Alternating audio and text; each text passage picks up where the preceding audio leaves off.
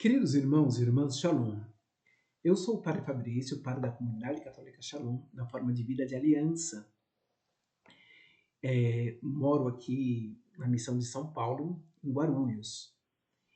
Primeiramente, eu queria acolher, né, é uma alegria estar aqui com vocês, né, os alunos da Escola de Oração e Aconselhamento, que estão vivenciando esse estudo direcionado para essa temática. Estamos já vivenciando aí no bloco 1, né? O bloco 1 que está direcionado primeiramente, especificamente ao ministro de cura, e nós temos a alegria hoje de estarmos já dando nesse passo a mais, dentro desse processo de estudo, no tema das armas espirituais, né? No qual nós teremos a graça de vivenciar na aula de hoje. Irmãos, para que nós possamos adentrar primeiramente dentro dessa experiência do tema propriamente dito, é muito importante que quando nós estamos dentro de um contexto de uma batalha e nós temos um inimigo já declarado que tem uma guerra para conosco, é importante nós sabermos algumas características do inimigo, algumas estratégias do inimigo, a forma de pensar. Esse inimigo ele tem algumas armas, ele tem alguma estratégia, ele tem algum caminho.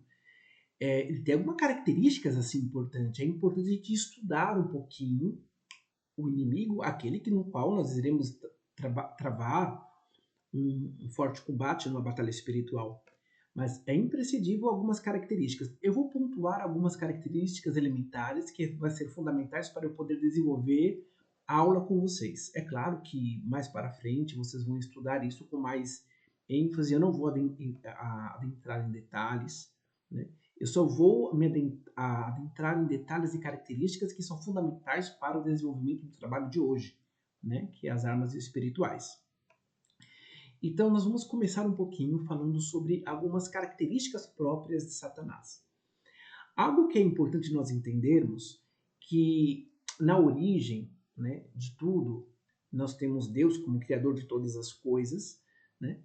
E Deus, irmãos, como nós já bem sabemos, ele criou os anjos, e dentro desses anjos ele criou Lúcifer. E esse Lúcifer que foi criado por Deus, ele tinha algumas características assim elementares.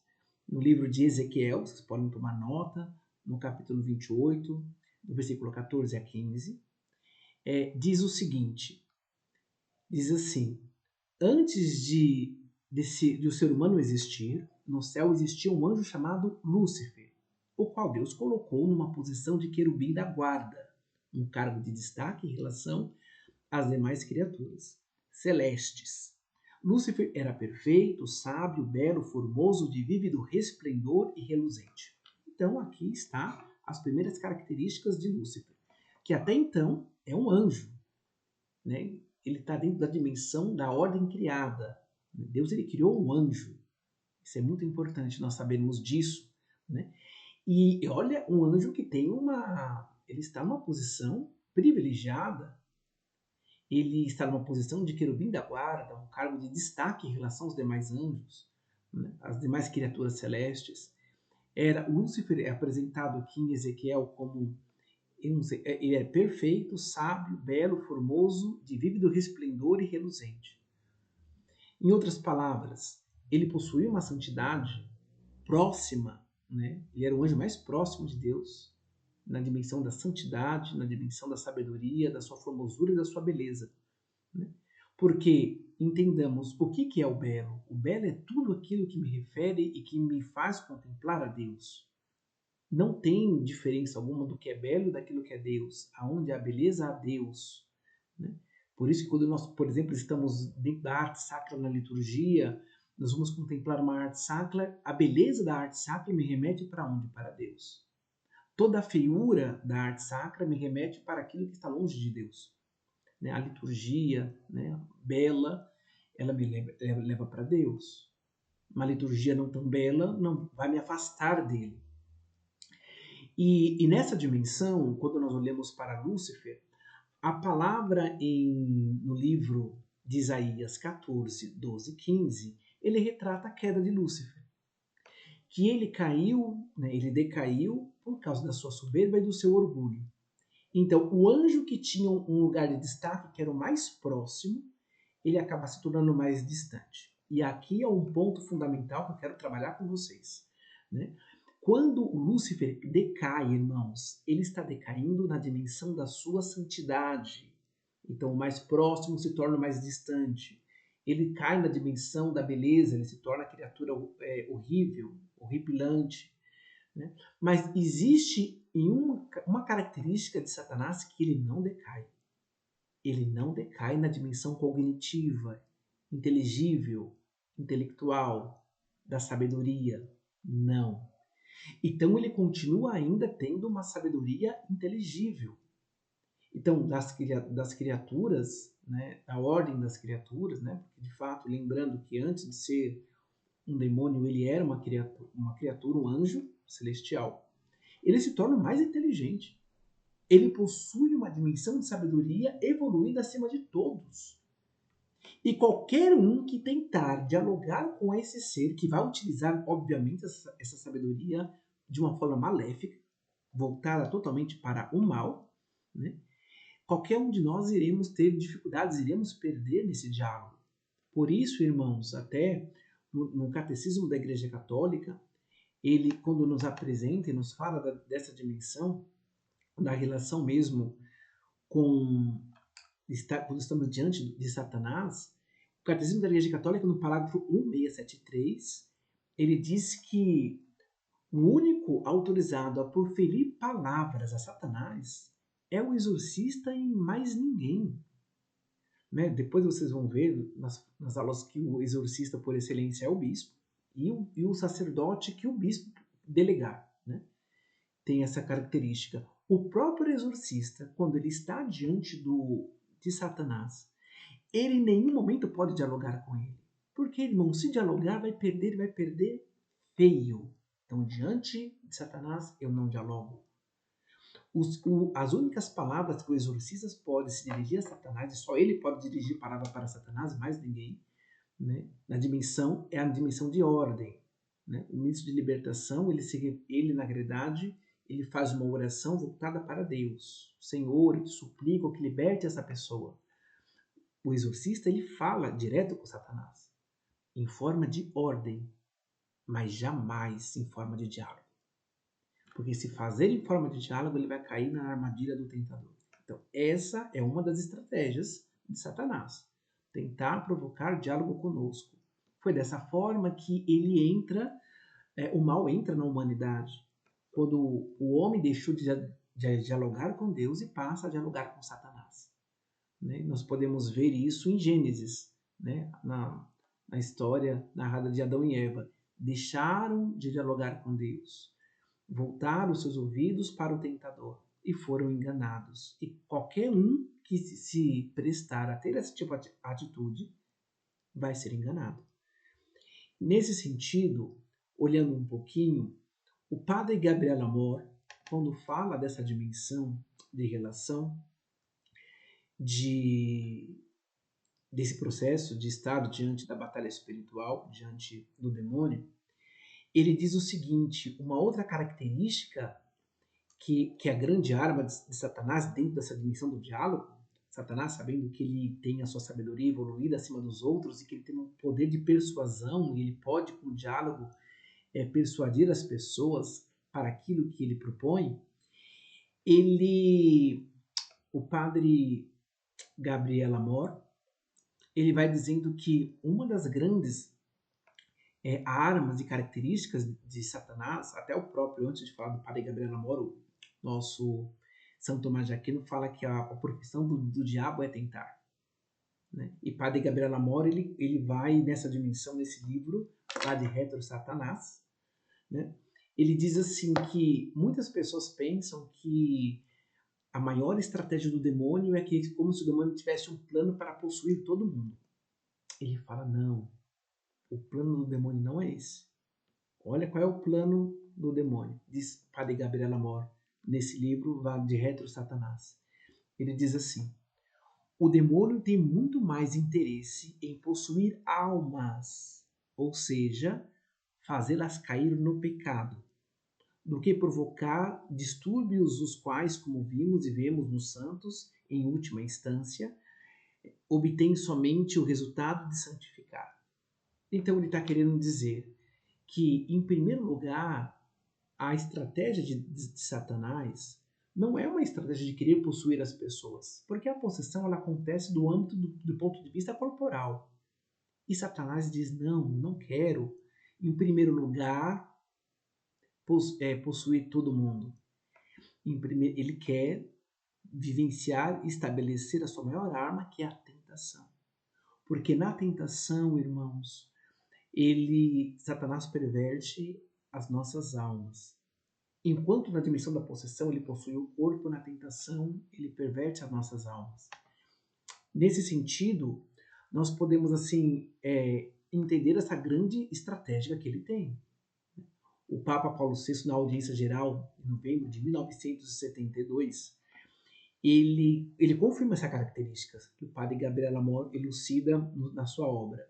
Ele diz assim que o demônio é o inimigo número 1, é o tentador por excelência. Então a tentação é a maior arma e a maior estratégia que o demônio, aquele ser, aquela criatura perversa, maléfica, que utiliza toda a sua sabedoria para o mal, que tem a capacidade de persuadir as pessoas, ele utiliza. E ele sabe que através da tentação, ele irá de fato perverter as almas. E esse é o objetivo primeiro do demônio. Né? Então, o primeiro objetivo dele não é apenas possuir o corpo, mas perverter as almas. E isso acontece através da tentação. Então, a tentação é a maior arma que o demônio tem. Né? Então, isso tem que ficar claro para nós. Né? Porque às vezes as pessoas dão muita ênfase. Quando fala de possessão, tem pessoas que ficam com medo, não pode nem falar. Né? Mas a tentação a gente releva. Né? E a gente cai na armadilha vamos dialogando com o tentador e a gente não percebe que a tentação é a maior arma que ele usa para querer perverter as nossas almas. Pronto, essa é uma característica que eu queria colocar para vocês, para ficar bem claro, né? Aquele que é o tentador, né? Aquele ser que utiliza uma inteligência maléfica para perverter as almas através do diálogo com ele. E agora entro na estratégia e nas armas que Satanás utiliza. Uma das estratégias, para poder falar um pouquinho das estratégias, eu quero tomar um texto com vocês, que é um texto do Evangelho, narrado por São Mateus, capítulo 28, dos versículos 11 ao 14. O texto diz o seguinte: Enquanto eles caminhavam, alguns da guarda foram à cidade e contaram ao sumo sacerdote tudo o que acontecera. Estes se reuniram para deliberar com os senadores e ofereceram aos soldados uma soma, recomendando-lhes: Dizei-lhe que de noite, enquanto dormis, os discípulos chegaram e roubaram o cadáver. Se a notícia chegar aos ouvidos do governador, nós os tranquilizaremos para que não vos castigue. Então, o que vem mostrar nessa palavra? A palavra aqui está bem claro, foi naquele contexto, Jesus Cristo acabou de ter a experiência, acabou de morrer, né? Já estava vivendo a experiência de já descendo lá à mansão dos mortos, descendo aos infernos, indo à procura, né, do primeiro Adão, aqueles que o esperavam. E nesse exato momento, os guardas, quando veem, né, a pedra sendo removida do túmulo, e eles presenciam, eles testemunham que o Cristo estava ressurgindo, e eles vão contar suas autoridades, e as autoridades chegam para os guardas e dizem, né, então fazem o seguinte: vocês não podem contar essa verdade para os discípulos, para a humanidade. Eles não podem saber dessa verdade. Porque se eles saberem dessa verdade, nós estamos perdidos. Né? E todos vão se voltar contra nós. E eles disseram, então vocês vão dizer, né, que os discípulos deles vieram e roubaram do túmulo. O corpo foi roubado, mas vocês não vão dizer a verdade. Aqui, irmãos, está a estratégia do mal. A estratégia do mal está elucidado nesse texto. Satanás, uma vez sabendo que está vencido, jamais ele vai reconhecer isso, porque para reconhecer isso ele precisa de uma humildade que ele não tem. Ele, como sabemos, é a soberba encarnada. Satanás vai dizer assim: estou vencido. Ele me venceu. Mas ele vai dizer assim: mas eu tenho ainda uma estratégia. Nós vamos agora trabalhar a todo custo para esconder essa verdade da humanidade. A humanidade não pode acreditar nessa verdade. Então nós vamos trabalhar, nós vamos esconder. Porque se eles não acreditarem nessa verdade, eles não vão tomar posse da vitória. Então, é essa a grande estratégia de Satanás. Então ele com as suas armas, ele vai trabalhar para essa dimensão. E ele vai utilizar várias coisas, vários instrumentos para poder a todo momento esconder a verdade da humanidade. Entenda, enquanto Jesus Cristo ressuscita e forma e se apresenta aos discípulos, e ele sempre vai elucidando aos discípulos para poder anunciar e tornar presente, anunciar o evangelho, proclamar para todos que eu ressuscitei. O demônio vai fazer o processo contrário. Né? Vamos ocultar essa verdade, vai colocar no coração do homem uma incredulidade. Ele vai trabalhar a todo instante para poder fazer com que as pessoas não acreditem, não tomem posse dessa verdade. Então essa é uma grande estratégia de Satanás. Né? E aí nessa dimensão, ele vai utilizar várias armas para poder cumprir essa estratégia. E quais são as armas dele? Em primeiro lugar, a arma da mentira. Né? Então ele vai, de fato, estabelecer a linguagem de demônio é a mentira. Né? E ele, como diz, né, em João 8,44, o pai da mentira é o diabo. Ele também vai estabelecer uma inimizade com a cruz de Cristo. Ele vai fazer com que você ache a cruz de Cristo totalmente insuportável, porque ele sabe que ali ele foi vencido. Então ele tem que fazer com que o lugar onde ele foi vencido se torne suportável para que você o rejeite. Né? E ele vai, com as suas estratégias, apresentar sempre uma vida, um caminho, até para Deus, mas um caminho sem cruz, sem esforço, sem renúncia, ou seja, uma ilusão. Porque não existe aquilo que nós acreditamos na força do ressuscitado que passa pela cruz. E pronto, a relativização do pecado, né? De relativizar o pecado, as pessoas vão perdendo a consciência daquilo que é pecado. Satanás vai investir nessas áreas, né? Então essas são as estratégias e as armas dele. E ele vai trabalhar para todo instante para poder alcançar o seu plano. Então, por enquanto, nessa introdução, acredito que ficou claro essas pequenas, né, características, armas e estratégias de Satanás. E agora nós iremos, propriamente dito, já entrar no tema, que são as armas espirituais. Quando nós falamos um pouquinho do tema, o apóstolo Paulo, as armas espirituais que eu vou apresentar para vocês, é fundamentado nas palavras de Paulo, uma das suas cartas, que ele escreveu direcionado a Efésios, carta de São Paulo aos Efésios, capítulo 6, versículo do 10 ao 18. Então, esse aqui vai ser praticamente o fundamento, o texto base, fundamental, o alicerce, que nós iremos trabalhar a nossa aula, né, nesse tema das armas espirituais. Então, eu vou ler com vocês aqui um pouquinho, né? Então, quem acompanhar aí nossas Sagradas Escrituras, Efésios 6, 10 a 18. Diz assim o texto: finalmente, fortalecei-vos no Senhor e na sua força poderosa, vesti a armadura de Deus, para poderes resistir às estratagemas do diabo.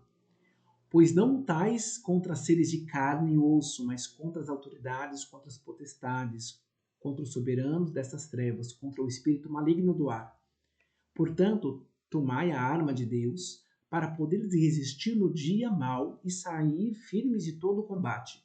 Cingis os rins com a verdade, revesti a couraça da justiça, calçai as sandálias da prontidão para o evangelho da paz. Para tudo empunhai o escudo da fé, na qual se apagarão as lanças incendiárias do maligno. Colocai o capacete da salvação, empunhai a espada do Espírito, que é a palavra de Deus. Constante na oração e na súplica, rezai constantemente com o Espírito. Para isso, velai com perseverança, rezando por todos os consagrados. Então, irmãos, esse texto de Efésios, né, na carta de São Paulo aos Efésios, é um texto alicerce para nós podermos trabalhar a aula de hoje. Então, o apóstolo Paulo, ele mostra, está bem claro aqui, que ele está dizendo que o inimigo, Nós não estamos lutando com qualquer um, né? O inimigo aqui não é contra forças humanas, né? Não é contra uma sabedoria humana, mas é algo espiritual, não é contra as forças da carne e do osso, não, mas é contra uma autoridade, contra as potestades, contra os soberanos dessas trevas, contra o espírito maligno que possui uma inteligência maligna e que quer nos perverter. Então é contra esses, né? Então o apóstolo Paulo vai dizer assim: sozinhos vocês não vão conseguir fazer nada, é necessário. Ele coloca até de uma forma imperativa, né? Revestivos da armadura, né? Ou seja, uma armadura que de fato não é minha, mas é que é divina, que vem do alto, que vem de Deus. E nessa dimensão, uma característica, quando nós falamos assim das armas espirituais, o padre Gabriel Amor, ele diz o seguinte, ele fala no seu livro Mais Forte que o Mal, é este livro aqui, Mais Forte que o Mal. Ele diz assim: o diabo, ele sabe ser forte apenas com os débeis e deve ser tratado com firme desprezo. O diabo sabe ser forte apenas com os débeis e deve ser tratado com firme desprezo. Então, o padre Gabriel Amor está dizendo aqui, né, como que é importante, como que é essencial nós revestirmos dessa armadura. Porque nós possuímos a nossa debilidade e sozinhos, sozinhos sim, né? O diabo diante de mim vai demonstrar a sua força. Mas diante de Deus, ele está vencido. Diante de Deus, ele não tem força alguma.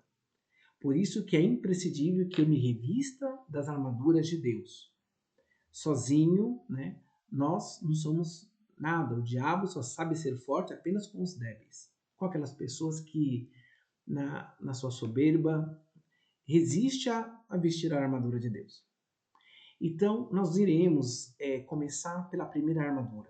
Né? Dentro da dimensão teológica, que a armadura, primeira na cronologia teológica, o apóstolo Paulo colocou essa armadura como uma das últimas, mas aqui nessa dimensão teológica de importância, eu vou colocá-la como primeira. Né? Irei falar de todas as armaduras, mas irei colocá-la como primeira, que é o escudo da fé. Então, a experiência do escudo da fé. Né? Uma coisa que é importante, irmãos, que a experiência da crença em Deus, ela se associa em acreditar na existência do demônio. Uma vez que derrotado e condenado, a sua existência coloca sempre em evidência Deus. Olha aqui que diz o padre Gabriel Amor neste livro O Sinal de um Exorcista. Esse livro, O Sinal de um Exorcista. O padre Gabriel Amor diz assim: o maior prazer que se pode dar ao demônio é não crer em sua existência. Aqueles que não creem no demônio, este o tem nas mãos, ou seja, bem perto de si. É um paradoxo, mas é assim. Quanto menos acreditamos nele, mais somos seus. Somos seus inconscientemente. Irmãos, isso aqui é importantíssimo, né? O padre Gabriel Amor ele está dizendo o seguinte, ele está dizendo que quem é o demônio? O demônio é uma criatura, né, mas ele que decaiu, que é vencida. Então ele está dizendo, quando eu acredito, né, e tomo posse que essa criatura pervertida é um ser vencido, que foi derrotado, isso vai colocar em evidência quem? Quem o derrotou? Foi derrotado por quem? Quem é esse ser vitorioso, né, que derrotou Satanás? Então, ao falar do diabo, eu vou estar falando da vitória de Deus. Então, falar do diabo é falar da vitória de Deus. Falar do diabo não é propagá-lo. Em primeiro lugar, que o diabo ele não suporta, Satanás não quer que ninguém fale que ele é demônio. Satanás não se auto-intitula demônio. Ele se auto-intitula um falso Deus. Ele fala que é um falso, que é um Deus. Né? E como São Miguel já diz, quem como Deus? Ninguém como Deus. Então, Satanás, ele, de fato, o demônio, falar do diabo, você está falando é da vitória de Deus, daquele que o venceu. Para realizar, né, a libertação e a cura na humanidade, o Senhor ele sempre vai querer a experiência de fé. Através da fé que nós acreditamos, né, Deus ele se utiliza da nossa fé, da fé de vocês, de ministro de cura, né, da fé daqueles que estão ajudando nesse processo. Através dessa fé, Deus realiza grandes milagres e intervenções. Né? Por exemplo, quando nós pegamos o texto de Mateus 2, 3, 5, né? Capítulo 2, versículo do 3 a 5.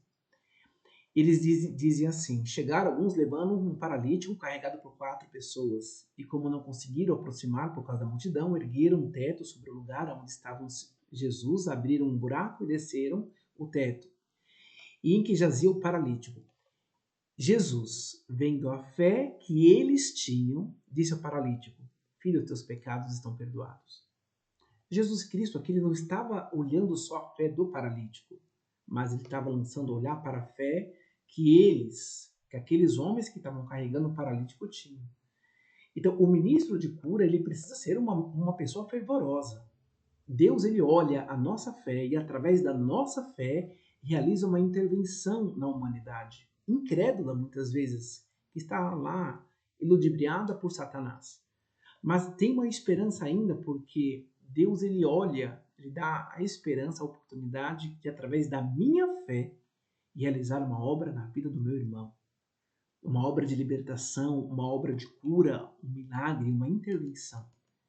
Então, o ministro de cura precisa ser um homem de fé, uma pessoa fervorosa, porque é através dessa experiência de fé que Deus realiza toda a sua intervenção.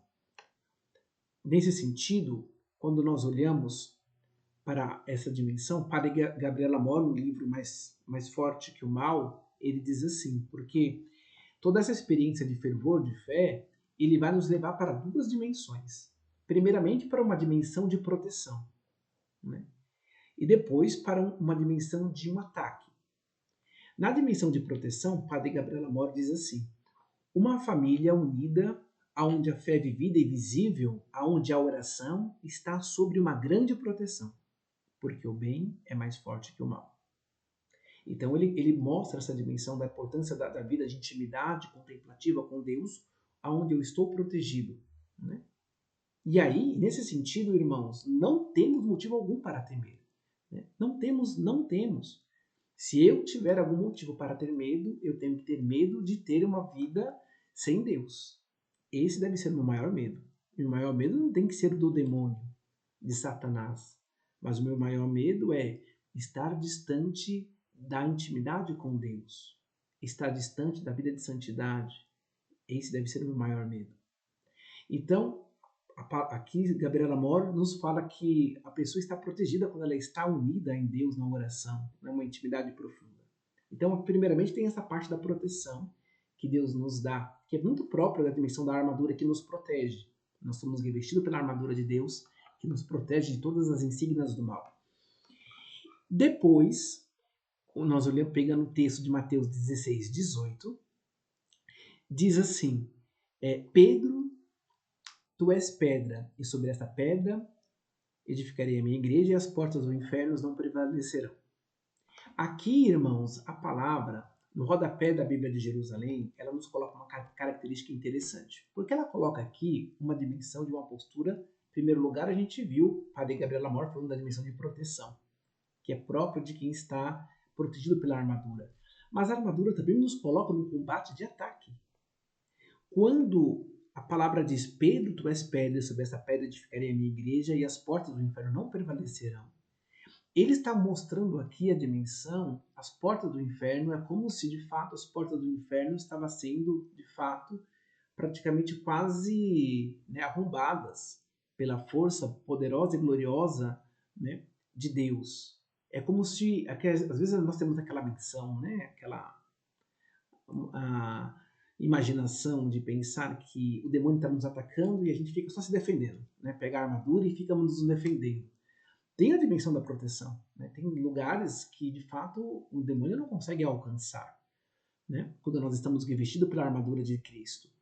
Mas, por outro lado, né, a armadura de Cristo, a armadura, o escudo da fé, ele faz com que, de fato, o inferno seja atacado. O demônio ele vai sendo invadido por essa experiência de fé. Né? Santa Teresa d'Ávila diz que um coração que se decide por Deus, né, um coração fervoroso, estremece os infernos. Então é como se o inferno fosse começando a ser atacado. Né? Então, por um coração fervoroso. Né? Então, essa experiência tem que ficar clara. Nós temos essa dimensão de proteção, mas através da fé. Né? O inferno é atacado, o demônio vai perdendo. Né? Porque a única estratégia dele é esconder a verdade. Através da fé, você toma posse da verdade. Através da fé, essa vitória de Cristo que já é real, você toma posse dela. Né? Então, toda a estratégia do demônio de esconder a verdade de ti, através da fé, cai por água abaixo. Ele não pode fazer mais nada. Então, ele perdeu toda a sua estratégia, né? Através da fé. Né? Portanto, essa é uma arma principal. E eu digo isso que é tão principal, irmãos, porque se nós olharmos, o que será de nós sem a fé? Nada. Quais são as armas que nós iremos utilizar, as outras armas, se nós não tivermos a fé? Né? Ah, padre, tem a arma da Eucaristia. Sim, a Eucaristia tem um poder fantástico, é o próprio Cristo ali presente. Mas me diga uma coisa, o que é a Eucaristia na vida de uma pessoa que não tem fé? A Eucaristia vai continuar sendo a Eucaristia, o poder, a glória presente de Cristo ali visível, ali, o amor de Deus visível. Mas o que frutos de ressurreição, de graça da Eucaristia, eu vou colher na vida daquela pessoa incrédula? Né? Então, qual? Se eu não acredito. Então, todas as armas, a dimensão da oração, o que é a oração de fato se eu não creio, que não rezo com fé, com fervor? Né? Eu rezo na dimensão automática. Então, todas as dimensões das armas espirituais que Deus nos dá, tem a fé como a principal porta. Né? Aí de mim se eu não tiver fé. Né? Até o próprio apóstolo Paulo nos diz, né? Se Cristo não ressuscitou, vã é a nossa fé. Né? Então, ele associa essa dimensão da fé na experiência do poder de tomar posse do Cristo ressuscitado, esta verdade que Satanás quer esconder de nós, né? A todo custo. Por isso que a fé se torna, em primeiro lugar, a grande arma que nós temos. Depois, em segundo lugar, nós temos a dimensão do capacete da salvação. O capacete da salvação, irmãos, ele mostra algo interessante. Diz assim, né? Com efeito, é inútil empenhar-se em receber orações e bênçãos se a pessoa estiver distante dos sacramentos. Pedir a cura de um mal sem viver na graça de Deus seria de fato ludibriar nosso Senhor. Portanto, antes de tudo, na qualidade de sacerdote, o exorcista induz e estimula as pessoas a rezarem. Pode-se libertar dos males maléficos apenas com orações e sacramentos, como fizeram muitos santos, sem necessidade de exorcismo. Mas não é possível, ao invés, libertar apenas com exorcismo, sem orações e sem sacramentos. Né? Então, Padre Gabriel Amor, ele fala isso no livro Vade Retro Satanás. Então, olha como que ele está dizendo. Antigamente, claro, muitos santos, até santas, que não eram exorcistas e estavam vivendo essa dimensão, o que eles faziam? Já que eles não eram exorcistas, não poderiam dar ordem ao demônio, então eles motivavam os fiéis a ter uma vida eucarística, uma vida sacramental, uma vida, a presença real de Jesus na vida deles, através do sacramento também da confissão. E eles dizem que muitos conseguiram a libertação pela vida de intimidade com Deus nos sacramentos. E ele disse, isso é possível. Através dos sacramentos, mesmo sem uma oração de um exorcista, você conseguiu uma libertação. Mas diz o Padre Gabriel Amor, mas jamais vai acontecer o contrário. Uma pessoa que recebe oração de exorcismo e não quer ter intimidade com a vida sacramental. Não, a libertação não vai acontecer. Né? Então vocês entenderam a dimensão da relação? A vida, o processo, irmãos, de libertação, ele está totalmente interligado a uma experiência profunda de santidade. Deus quer que nós nos tornemos santos. o processo de libertação tem que estar voltado para a dimensão de santidade. A pessoa ela tem que estar aberta a abrir-se para a experiência da vida sacramental. Ah, padre, mas essa pessoa ela não tem os sacramentos. Então, paralelo ao processo de libertação, ela vai ter que ser inserida numa catequese urgente para poder, ao mesmo tempo que está rezando por ela, ela vai ter que entrar nesse processo para poder receber o sacramento, sim. Né? Ela precisa, o processo de sacramental vai fazer parte desse processo de libertação. Né? Então, é importantíssimo. Né? Eu lembro, assim, irmãos, claramente, um dia, quando eu estava num curso de exorcismo que eu fiz aqui em São Paulo, no Mosteiro de São Bento. Tem um padre, é o padre Francisco Bamonte. E ele disse uma coisa que eu achei muito, muito interessante, porque os alunos acabam perguntando muito para os professores, dizendo assim, porque eles não conseguiam entender o porquê a igreja não permite com que leigos também tenham capacidade para poder fazer o exorcismo. É claro que, teologicamente, o sacerdote, na dimensão teológica, que é o personar Cristo, tem toda essa realidade fundamentada teológica que prova que o padre é o ministro, o bispo e o padre delegado pelo bispo é o ministro para poder fazer tal ato. Mas uma resposta do padre Francisco Bamonte, foi uma resposta que me encantou. Eu não tinha pensado dessa forma. Ele olhou para as pessoas e disse assim: eu não consigo entender por que vocês fazem esse tipo de questionamento. Eu, de fato, não consigo entender. Ele falou assim: vocês estão preocupados com títulos? Ele falou assim: isso não basta. Ele falou assim: se vocês de fato querem se tornar, se vocês querem serem exorcistas, dizia o padre Francisco Bamonte, ele dizia assim: então procure viver a santidade, porque o demônio não suporta uma vida santa. Uma vida de santidade é uma vida exorcística. Quer ser exorcista? Não tem uma vida de santidade. Né? Que o demônio não suporta uma vida de santidade. Né? Então, ele falou assim: não viva de títulos, sejam santos. Né? O demônio não suporta uma vida santa. Né? Então, isso é algo importante para nós, dentro dessa dimensão da vida sacramental, da nossa intimidade, né? Com Deus. Né? E uma coisa que é muito importante também, que as pessoas às vezes têm um custo muito grande de dizer assim: ai padre, depois que eu atendi uma pessoa, um caso espiritual, eu preciso de fazer uma oração alguma oração aí de descontaminação, né? As pessoas dizem. E eu digo assim: como assim oração de descontaminação? Né? Tudo bem, pode ter a oração de descontaminação. Podemos rezar, rezar melhor. Perfeito. Mas, irmãos, a maior oração de descontaminação é o quê? É a sua intimidade com Deus na vida sacramental. O ministro de cura precisa ter uma vida sacramental, uma vida eucarística, estar com a confissão em dia, ter uma vida de jejum, de sacrifícios, penitente. É isso. O demônio não suporta uma vida assim. Ele não vai nem querer entrar numa vida assim. Né? E aí, às vezes, a gente pensa, porque se não tomarmos cuidado, a gente vai rotular o exorcismo, que é desvinculado de uma vida de santidade, ele se torna um ritual mágico. Né? E isso é praticamente totalmente repudiado, né? entre os exorcistas. Né? Eles têm um grande cuidado de não transformar a experiência de uma oração desse ponto de um ritual mágico. Né? Mas toda a arma está aí na vida sacramental, o capacete da salvação. Né? O capacete da salvação é essa experiência redentora de Cristo que se dá através dos sacramentos.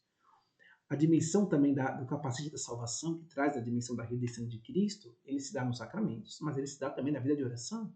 Né? O padre Forteia tem esse livro aqui, Suma Demoníaca. Ele diz assim: a tentação nada pode nos fazer se a repelimos, se não dialogamos com ela. Então ele encontrou aqui o ponto fraco da tentação. Ele falou assim: olha, ela nada pode nos fazer. E aí, no Catecismo da Igreja Católica, no parágrafo 2653, vai dizer assim: a oração nos conduz para um diálogo com Deus. Né? Então, é no diálogo com Deus que se vence, né? O diálogo com o tentador. Né? Onde o tentador tinha sua principal arma e essa arma é vencida. Né?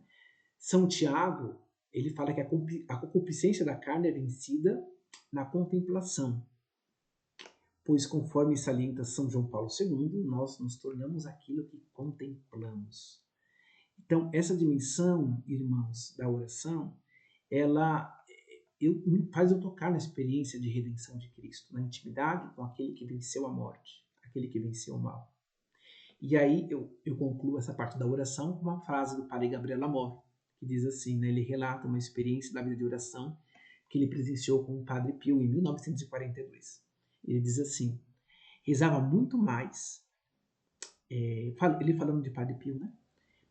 Rezava muito mais, ele rezava muito mais, pedia também orações para ele.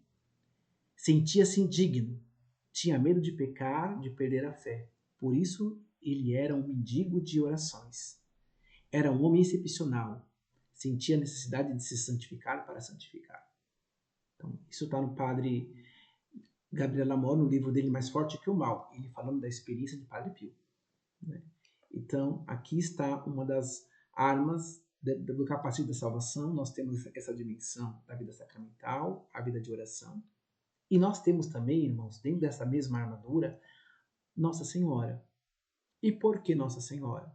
Porque Nossa Senhora, ela está totalmente ligada ao capacete da salvação. Porque ela é colocada pela Igreja como a corredentora, aquela que participa do mistério da redenção de Cristo e da sua missão salvífica, tornando-se inimiga número 1 de Satanás. Satanás tem uma inimizade, né, dentro da dimensão das ordens criadas. Né? Satanás tem uma inimizade com Deus, em primeiro lugar, depois vem com Maria, com Nossa Senhora, justamente porque até diz lá em João 19, 27, colocarei inimizade entre ti e a mulher. Então tem toda essa inimizade e tudo isso é fruto porque Maria ela participa estritamente no mistério da redenção de Cristo. Então o capacete da salvação é importante, essa dimensão da vida sacramental, a experiência da vida de intimidade com Deus na vida de oração e a dimensão de Nossa Senhora. E olha que, por exemplo, diz uma das mensagens de Medjugorje, em 1985, diz assim, se rezardes, Satanás não pode minimamente tocar-vos, porque vós sois filhos de Deus, e ele tem seu olhar sobre vós. Rezai a coroa do terço, esteja sempre em vossas mãos como um sinal para Satanás de que me pertences. Então, essa é uma das mensagens, né, de que, de fato, através da intimidade com Nossa Senhora, vai ser um sinal para Satanás dizendo assim, né, eu pertenço à mãe, né, aquela que me conduz ao filho, né, vencedor do mal. Continuando aqui a nossa armadura, nós temos aqui a espada do Espírito, que é a palavra de Deus, né, diz a carta de São Paulo aos Efésios. Dentro dessa dimensão, irmãos, o que é importante nisso? A palavra de Deus é a arma na qual o nosso Senhor utilizou para desmascarar o demônio. No deserto, ao ser tentado 40 dias e 40 noites, Deus a cada instante, pode conferir lá, né, em Marcos 1, 12, 3. Marcos 1, 12, 13, ele fala dessa dimensão. Toda a experiência que aonde Jesus, a pessoa de Jesus, a palavra encarnada, que desceu aos infernos, venceu Satanás, mas esse Jesus, ele utiliza a própria Sagradas Escrituras para desmascarar Satanás. Então, o que isso é importante para nós? Uma vida encarnada. Torna-se um evangelho vivo que encarna na sua história a vitória de Cristo. Então essa é a grande arma que nós temos, encarnar na minha história a vitória de Cristo. Uma outra arma é cingir os rins com a verdade. Né? Como nós vimos, a mentira é uma das principais armas de Satanás. Nesse sentido, a doutrina da Igreja ensina que ela é intrinsecamente má. Né? Catecismo da Igreja Católica 2485, né, o parágrafo, diz assim, a mentira é por sua natureza condenável. Então, não é justificável mentir em nenhuma circunstância. Não existe mentira pequena, mentira grande, é mentira, a mentira é condenável. A diferença de uma mentira pequena de uma mentira mais grave, né, de um pecado, eu sempre falo, a diferença de um pecado venial e de um pecado mortal é que um afasta de Deus mais rápido e o outro afasta de Deus mais devagar, mas os dois afastam de Deus. Né? Então, a mentira, ela é condenável. E os rins cingidos, irmãos, é sinal de uma alma vigilante, que possui seus olhos abertos para desposar Cristo como verdade, pois a verdade é uma arma libertadora. como já diz em João 8:32. Conhecereis a verdade e ela vos libertará. Né? Então, essa é uma arma importantíssima, né, da dimensão de desposar a verdade de Cristo, que nos torna vigilantes, estará com os nossos olhares voltados para a verdade que é Ele. Há uma outra arma, já chegando já ao nosso final, é a arma da couraça da justiça. Uma das armas, irmãos, do diabo é semear a divisão entre nós, como nós já bem percebemos, né? Pois uma vez que ele está vencido, nada ele pode fazer na dimensão vertical contra Deus, ele não pode fazer mais nada porque ele está vencido. Então ele está investindo na dimensão horizontal, ou seja, entre cada um de nós. A palavra diabo, ela significa assim, em grego, vem do grego, né, diabolos, que significa o caluniador, aquele que calunia. Nesse sentido, a couraça da justiça é a armadura espiritual que nos protege no combate, né, contra as armas do demônio, que é a maledicência e a calúnia. Né? Então, a maledicência e a calúnia é uma das grandes armas. Né? O diabo é o caluniador, né? Aquele que calunia, aquele que profere, né, maledicência. Né? E no Catecismo da Igreja Católica, 2479, diz que a maledicência e a calúnia destrói a reputação, a honra do próximo. Dessa forma, a maledicência e a calúnia ferem as virtudes da justiça e da caridade. Então, a arma, a couraça da justiça, ela vem, de uma forma ou de outra, vencer toda a maledicência do demônio, né? Vem destruir toda essa calúnia, né, que nós temos com referência a cada um de nós. Né? Então, vem nos revestir desta couraça de justiça, né, nos dando palavras, né, nos protegendo de toda a maledicência que o demônio nos concede. E para terminar, irmãos, nós temos aqui a sandália da prontidão do Evangelho da Paz. Né? O anúncio do Evangelho é uma das principais armas no combate espiritual. Né? Porque haja vista que a estratégia de Satanás é esconder essa verdade a todo custo. Então, quando os discípulos de Jesus retornam da missão, né, nós podemos pegar em Lucas 10:18, Jesus diz assim: eu vi Satanás cair do céu como um raio. Ou seja, a vida de evangelização por si só ela se torna uma vida exorcística, pois ela destrói a estratégia de Satanás, proclamando para os quatro cantos da terra a presença redentora de Cristo. Enquanto Satanás está querendo esconder essa verdade, então a vida de evangelização por si só ela traz essa dimensão que o próprio Jesus Cristo disse, né? Quando vocês estavam evangelizando, eu vi Satanás cair do céu como um raio. Eu vi, de fato, ele na vida de vocês, né, vocês tomando posse dessa vitória. Né? A derrota dele foi, de fato, agora revelada para a humanidade. Aquilo que, de fato, eu venci agora está sendo revelado. Aquilo que Satanás tentou esconder está sendo desmascarado. Né? Então, irmãos, essas são algumas principais armas que eu queria trabalhar para vocês. Né? Todas as citações que eu falei, das citações dos livros, né, do Catecismo da Igreja Católica, as referências bíblicas, estão no material que eu vou entregar para vocês depois, posteriormente. Né? Então vocês podem estar acompanhando, né? Tem aqui um resumo da aula de hoje, para vocês poderem tirar dúvidas. Né? Acho que é muito importante se uma referência, né? Às vezes as pessoas perguntam, padre, mas uma referência assim para podermos entender, né, que quer aprofundar sobre as características do tentador, o livro Suma Demoníaca é um livro muito bom. É um livro de perguntas e respostas, né, que vai ajudando muito assim a gente entender as características de Satanás, né, para podermos colocar em prática essas armaduras que Deus nos concede. Né? Então, é um livro que ajuda bastante. Esses 3 livros que eu coloquei, né, também dentro dele, se puder aprofundar, vai trabalhar essas características dessas armas que Deus nos dá. Tá certo? Então, espero, né, aí ter ajudado, uma alegria estar com vocês. Né? Espero que vocês possam ter um curso proveitoso, né? E que possa ser bem edificante. Estarei rezando muito para que vocês possam, dentro dessa experiência de estudo, né, como dizia, né, essa palavra do padre Francisco Bamuti, que no curso de exorcismo, né, que ele dizia, né, falar do diabo é falar da vitória de Deus, né, que essa vitória de Deus seja de fato proclamada, anunciada, para todos os cantos.